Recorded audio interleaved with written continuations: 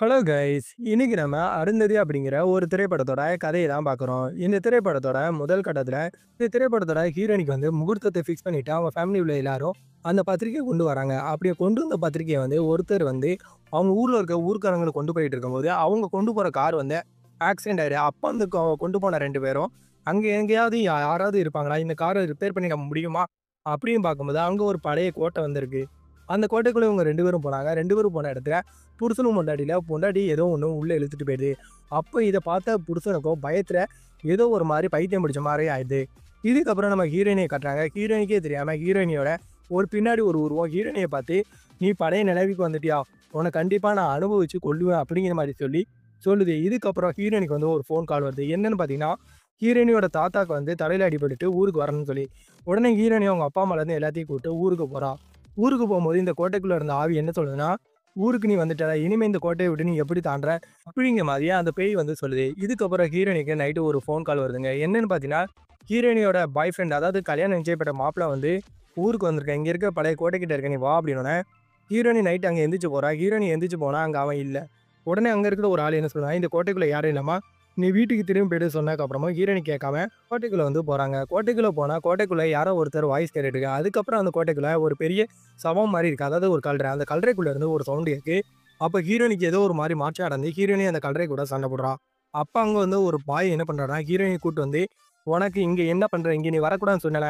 என்னோட பாய் ஃப்ரெண்ட் இங்க வந்திருக்கான். அவன பார்க்கறதுக்கு தான் வந்திருக்கேன். என்ன விடுங்க." அப்படின்னோனே, "நீ நினைக்கிறது எல்லாமே தப்பு." அப்படிங்கிற மாரி சொல்லி அங்க ஆன்மா இருக்கிற விஷயத்த அவரு காட்டுறாரு. இத காட்டுனோனே ஹீரோயின் பயந்துட்டு வீட்டுக்கு போறா. வீட்டுக்கு போயிட்டு அங்க இருக்கிற ஒரு பழைய பாட்டிக்கிட்ட, "இங்க என்ன நடக்குது? அந்த கந்தரக்கோட்டை என்ன?" அப்படிங்கும்போது, அந்த பாட்டி ஒரு பெரிய ஃபிளாஷ்பேக்கே சொல்லுதுங்க.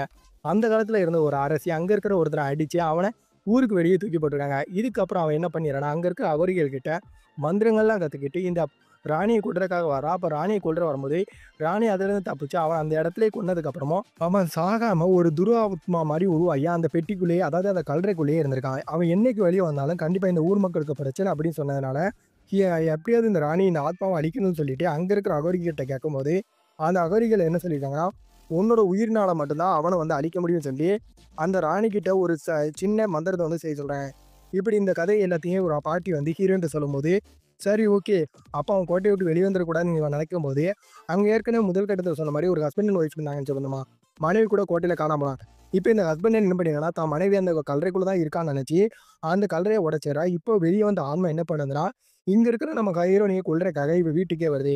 வீட்டுக்கு வந்தோனே, வீட்ல இருக்கிற ஹீரோயினிய அது பயமுறுத்தி முயற்சி பண்ணுதுங்க. அப்ப அது அவகிட்ட என்ன சொல்லுதுன்னா, "இப்ப நான் உடனே உன்ன கொல்ல மாட்டேன்.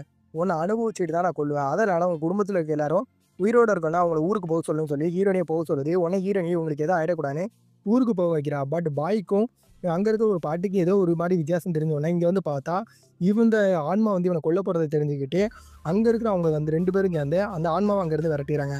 விரட்டுனதுக்கு அப்புறம் இங்க ஏதாவது விஷயம் தெரியணும் அப்படின்னு சொல்லும்போது, இந்த ராணி எழுதி வச்சு ஒரு ஓலையில படிக்கும்போது, அந்த ராணியோட ஆயுதம், அந்த ஆயுதத்த வச்சு தான் இந்த ஆன்மாவ கொல்ல முடியும். அந்த ஆயுதம் வந்து அகோரிகளுக்கு தான் தெரியும் அப்படிங்கிற மாரி சொன்னோனே, அந்த ஆயுதத்த கண்டுபிடிக்கிறதுக்காக அந்த பாயும் ஹீரோயினியும் அந்த அகோரிகள தேடி போறாங்க. தேடி போம்போது குடுக்குற இடையூறுனால எங்க ஹீரோயினியால அந்த ஆயுதத்த தேடி போக முடியல. இப்ப அந்த ஹீரோயினி என்ன பண்றான்னு பார்த்தீங்கன்னா, வேற வழி இல்ல. அந்த ஆன்மாக்கு என்ன சொல்லுதோ அத செய்வோம்னு சொல்லிட்டு, அந்த ஆன்மா சொன்ன மாரியே அது இருக்க கட்டடத்த தேடி அதாவது அந்த கோட்டைக்கு திருப்பி போறான்.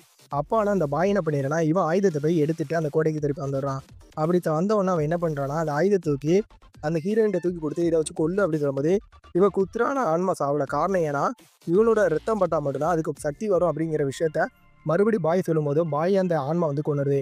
இதுக்கப்புறம் ஹீரோயினி அந்த ஆயுதத்த தன்னோட ரத்தத்தினால குளிப்பாட்டிட்டு, அந்த ஆன்மாவை அந்த இடத்திலேயே கொல்றாங்க. கொல்றதோட இந்த திரைப்படத்தோட கதை வந்து முடியுது. இந்த திரைப்படம் உண்மைய சொன்னா, ஒரு டைம்ல வந்து பீக்ல இருந்த ஒரு பயங்கரமான ஒரு பேய் படம்னே சொல்லலாம். சரி ஃப்ரெண்ட், நான் சொன்னது பிடிச்சிருந்தா நீங்க நம்ம சேனல லைக் பண்ணுங்க, ஷேர் பண்ணுங்க. சப்ஸ்கிரைப் கூட பண்ணுங்க. Thank you my all friend.